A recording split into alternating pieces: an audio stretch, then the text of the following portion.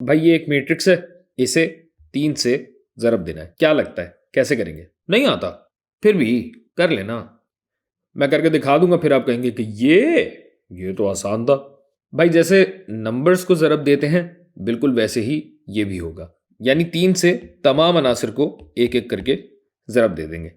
ये बन जाएगा 3 ज़रब 7, फिर 3 ज़रब 5, ये 3 ज़रब 5, और थोड़ा जल्दी करने के लिए मैं 3 यहाँ आएगा, यहाँ आएगा और यहाँ आएगा, और इस रंग में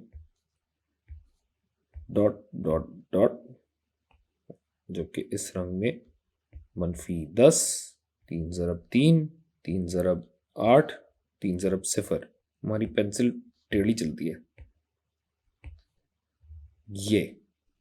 ये बनेगा 7 तिये 21, 5 तिये 15, 3 ज़रब -10, ये हो जाएगा -30, 3 3s are 9, 3 8s are 24, 3 ज़रब 0, ये बना आपका 0।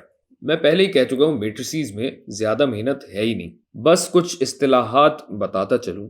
देखिए किस तरह इस नंबर से ज़रब देने पर मैट्रिक्स ने अपना ऑर्डर जो कि था 2/3 वो बरकरार रखा, 2/3, जबकि मैट्रिक्स को मैट्रिक्स से ज़रब देने पर जवाबी मैट्रिक्स का ऑर्डर ही तब्दील हो जाता है। अगर आपने वेक्टर्स पढ़ा हो या जब कभी भी पढ़ें तो आपको पता चलेगा कि वेक्टर्स को मैट्रिक्स की शक्ल में भी लिखा जाता है, यानी वेक्टर को वेक्टर से ज़रब दिया जाए तो अलग ही शक्ल बनती है। मगर यहां वेक्टर को वेक्टर से नहीं बल्कि स्केलर से ज़रब दिया जा रहा है, स्केलर, ये बना, यानी हम इस मैट्रिक्स की स्केलर मल्टीप्लिकेशन कर रहे हैं।